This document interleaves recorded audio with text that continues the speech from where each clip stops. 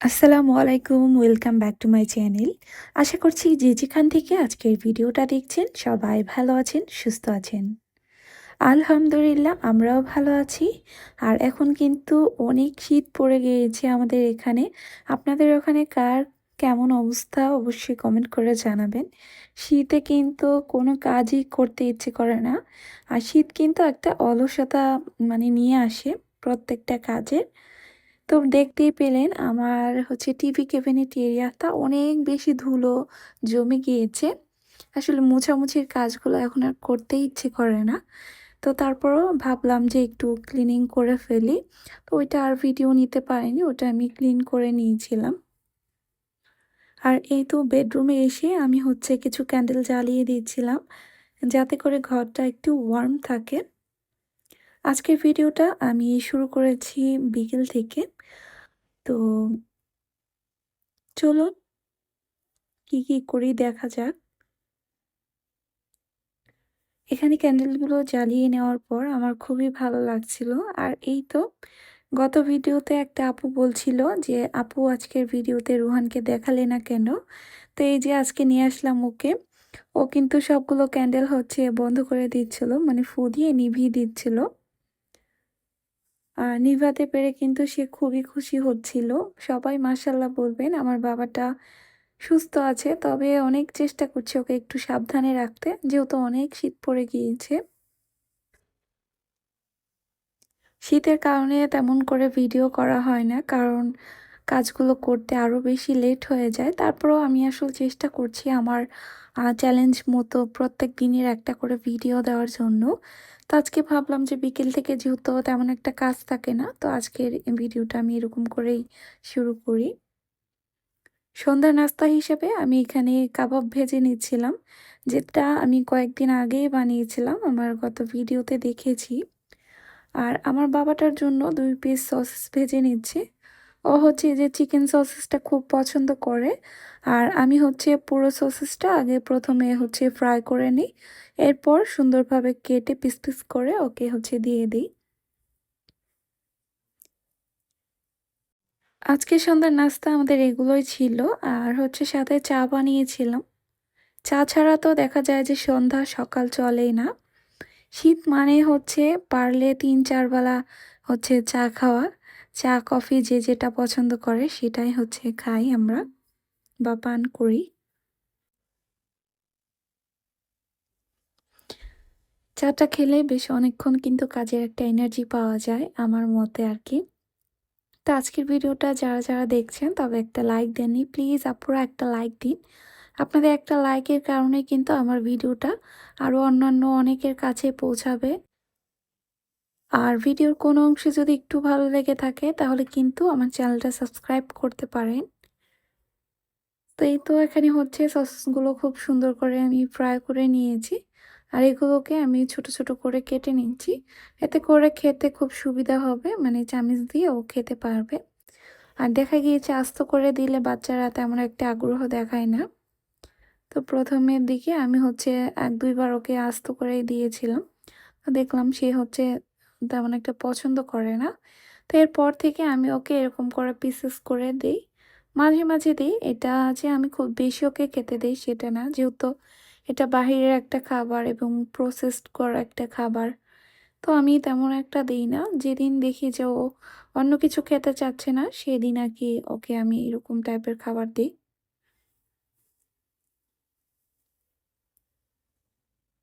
তো এই যে আমার কাবাবগুলো কিন্তু খুব সুন্দরভাবে ভাজা হয়ে গিয়েছে। আর আসলে ফ্রিজে রাখার কারণে এটা আমি অনেকক্ষণ সময় নিয়ে ভাজার পরেও দেখা গিয়েছে ততটা মুচমুচে হয়নি। তো এটার কারণ যদি কারো জানা থাকে অবশ্যই আপুরা আমাকে কমেন্ট করে জানাবেন। তো এই তো এগুলো আমরা খেয়ে নিব। আর এগুলো আমার বাবাটাকে দিব। যদিও তাকে আমি সুন্দর করেই দিয়েছিলাম, সে কিন্তু পুরোটা খায়নি। সসেসটা খেয়েছিল মাশাআল্লাহ, তবে কিছু কাবাব রেখে দিয়েছিল। এবার বেশ অনেকক্ষণ পর আমি একটু টিভি দেখছিলাম, এরপর চলে আসলাম কাজ করতে। কারণ বসে থাকলে আরো বেশি অলসতা কাজ করে। শীতে পানির কাজ আমার মনে হয় আরো দ্বিগুণ হারে বেড়ে যায়। তো এখন কিছু থালা বাসন ধুবো। তো এর আগে আমি যে এই র্যাকটাকে ক্লিন করে নিচ্ছি। কারণ সকাল থেকে এখানে থালাবাটি বা যেকোনো জিনিস আরকি খাবারের পর ধোয়াধুয়ি করে এখানে রেখে দেই। ছোট সাইজের যে জিনিসগুলো থাকে, বড়গুলো তো আমি হচ্ছে আমার বারান্দায় একটা ঝুড়ির মধ্যে রেখে দেই। তো এগুলোকে আমি হচ্ছে আ একটু খালি করে নিচ্ছিলাম। এরপর যেহেতু শুকিয়ে গিয়েছে, যার, যার জায়গা মতো রেখে দিব। আর দেখতেই পাচ্ছেন যে রান্নাঘরের জানালার গ্রিলটাও একটু নোংরা হয়ে গিয়েছে। এটাকেও একদিন ধরবো। এটা হচ্ছে আমি যেদিন একটু রোদ উঠবে সেই দিন একটু ক্লিন করার চিন্তাভাবনা করছিলাম। কারণ এত বেশি ঠান্ডা যে আমি আসলে সাহস পাচ্ছি না। পুরো জানালাটা ক্লিন করতে আমার মোটামুটি ১ ঘন্টার মতো সময় লাগে। আর আমি কিন্তু গ্রিল ক্লিনের সাথে, সাথে যে গ্লাসটা থাকে জানালার সেটাও ক্লিন করে নেই। তো এই কারণে একটু সময়টা বেশিই লাগে। ভাবছিলাম যে একটু রোদ উঠুক, তো একদিন এই কাজটাও করে ফেলবো। শীত বলে কিন্তু আমাদের গৃহিণীদের কোনো ছুটি নেই। কোনো আ হাত গুটিয়ে বসে থাকা যাবে না। কাজ তো করতেই হবে। আরো বাচ্চা থাকলে কিন্তু আরো বেশি কাজ থাকে। তো আমি আসলে খুব বেশি প্যারা নিই না আমার কাজের প্রতি। ভালোবেসে সংসারের কাজগুলো করি। আর দৈনন্দিন কাজগুলো যদি মন থেকে করা যায় তাহলে খুব ইজি হয়ে যায়। যেমন আমি আমার সংসারের ক্লিনিং কাজ বা গোছানোর বা যেকোনো অর্গানাইজিং যেকোনো কাজই আমি খুব ভালোবেসে একেক দিন একেকটা করে থাকি। আর এতে কিন্তু আমার একঘেয়েমি লাগে না। আমি খুব ভালোবেসেই কাজগুলো শেষ করতে পারি। সংসারটাকে যখন থেকে ভালো লাগবে বা নিজের মতো করে গুছিয়ে নিতে শিখে যাবেন, তখন থেকে কিন্তু কোনো কাজ করতে আর কোনো রকম বিরক্ত লাগবে না। তবে মাঝে, মাঝে একটু অলসতা লাগে, একটু মন খারাপ থাকলে দেখা যায় কাজ করতে ইচ্ছে করে না। তারপরেও কিন্তু সংসারের প্রতি আ একটা টান থেকেই যায়। আমরা মেয়েরা সংসারটা কি এবং সংসারের মায়াটা বুঝে নিতে, নিতে বেশ কিছু বছর চলে যায়। তো এরপর যে আমাদের সংসারের প্রতি একটা ভালোবাসা তৈরি হয়, সেটা ছেড়ে বা সেটা দূরে ঠেলে রেখে কিন্তু থাকা সম্ভব হয় না। তো এই যে কথা বলতে, বলতে আমি পুরো কিচেনটাই কিন্তু ক্লিন করে নিলাম। এখন কিন্তু আমার কিচেনটা একদম ক্লিন দেখাচ্ছে। আর ক্লিন কিচেন থাকলে মনটা একদম ফ্রেশ থাকে। তো বিকেলে যেহেতু বাবু ঘুমিয়েছিল, উঠেছে সন্ধ্যার দিকে। তো এরপর আমি একটু কাজে ব্যস্ত হয়ে গিয়েছিলাম। আর বেডটা কিন্তু গুছিয়ে নিতে পারিনি। তো এখন চলে এসেছি বেডটাকে একটু গুছিয়ে নিতে। তো অনেকেই দেখি যে শীতকালে বিকেলের দিকে একটু শুলে বা একটু আরাম করলে কম্বলটা আর পরবর্তীতে ভাঁজ করে না। ভাবে যে রাতে তো আবার ঘুমাবোই।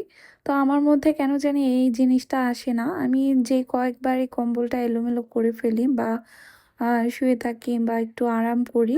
এরপরে কিন্তু আমি চেষ্টা করি সাথে, সাথে আবার ভাঁজ করে নিতে।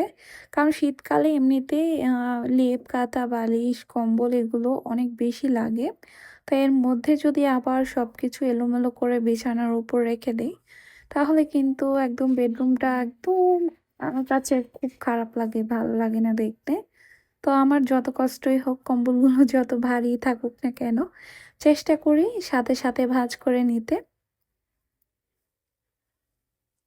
তো এই তো এখানে কিন্তু আমি আ একদম পুরো বেডটাকে গুছিয়ে নিচ্ছি।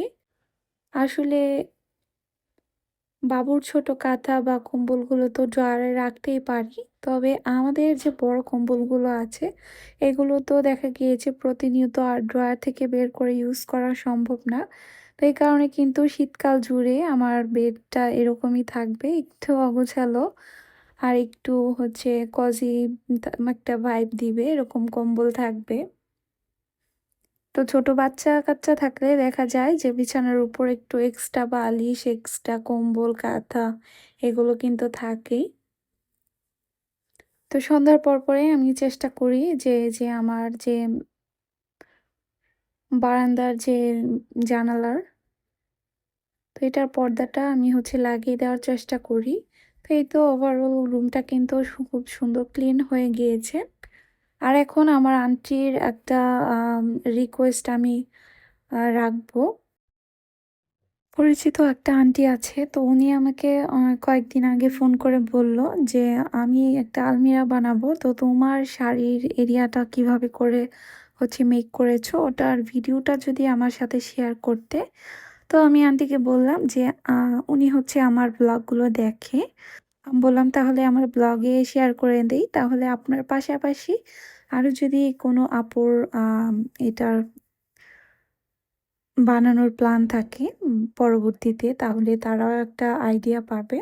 তো এই যে মাঝখানের সেলফে আমি হচ্ছে আমার শাড়ির এরিয়াটা রেখেছি। আর যেহেতু উপরের পর্শনে শুধু শাড়ি রাখলে নিচে অনেকটাই গ্যাপ থাকে, ফাঁকা থাকে। তো এই কারণে আমি একটু বুদ্ধি করে নিচের দিকেও হচ্ছে একটা হ্যাঙ্গার সিস্টেম দিয়ে দিয়েছি, যাতে করে আমার শাড়িটা খুব সুন্দর করে আমি রাখতে পারি। তো এই তো আন্টি আপনার জন্য শেয়ার করে দেখলাম। যদি ভিডিওটা দেখে থাকেন আমাকে অবশ্যই ফোন করে পরবর্তীতে জানাবেন যে আমি কি পুরোপুরি ডিটেলসে দেখাতে পেরেছি কিনা। আরও যদি জানার থাকে অবশ্যই আমাকে ফোন করে জানাবেন। আর এই তো এখানে হচ্ছে আমার বাবাটার জন্য রাতের মিলটা তৈরি করছি। রাতে আজকে আর সে হচ্ছে ভাতটা খেতে চাইলো না, তো আমি বাধ্য হয়ে ওকে সুজি চা দিচ্ছি। আর এই যে এই কাপটাতে আমি মূলত সুজিটা হচ্ছে মিক্স করে রাখি। শীতের দিন যত পাতলা করেই সুজিটা রান্না করি না কেন, পরবর্তীতে ঠান্ডা হয়ে এরকম একটু হচ্ছে পুডিংয়ের মতো হয়ে যায়। তো ব্যাপার না, আসলে ইউজ টু হয়ে গিয়েছি। এটাতে আমি হচ্ছে পরিমাণ মতো ওর যে দুধটা আছে সেটা হচ্ছে অ্যাড করলাম। আর এরপর হচ্ছে খুব সুন্দরভাবে আমি ভালো করে মিক্সড করে নেব। এই মুহূর্তে যদি মিক্সটা ভালো না করতে পারি তাহলে কিন্তু পরবর্তীতে একটা জমাট বাঁধা দলার মতো পাকিয়ে যায়। তো খুব ভালোভাবে মিক্সড করে এরপর হচ্ছে আমি কেটেলে সবসময় গরম পানি রাখি ওর জন্য, ওর খাওয়ার জন্য বা সুজির জন্য। তারপর আমি পরিমাণ মতো পানিটা মিক্সড করে দিলাম। আমি আসলে এভাবে করে খাওয়াচ্ছি যে 2 বছর ধরে। তো এই তো খুব সুন্দরভাবে আমি এখন হচ্ছে মিক্স করে এরপর ওর যে ফিডারটা আছে এখানে আমি হচ্ছে ঢেলে নেব। ওকে আমি অ্যাপেল বেয়ারের এই ফিডারটা ইউজ করি অনেক দিন ধরে, একদম ছোটোবেলার থেকে। তো ফিডারে এখন আমি হচ্ছে ওর সুজিটা ঢেলে নিচ্ছি। তো এই তো এখন হচ্ছে ওকে খাইয়ে এরপর ঘুম পাড়িয়ে দেব। আজকের ভিডিওটা এ পর্যন্ত এখানেই শেষ করে নিচ্ছি। সবাই ভালো থাকবেন, সুস্থ থাকবেন আর আমাদের জন্য দোয়া করবেন। আল্লাহ হাফিজ।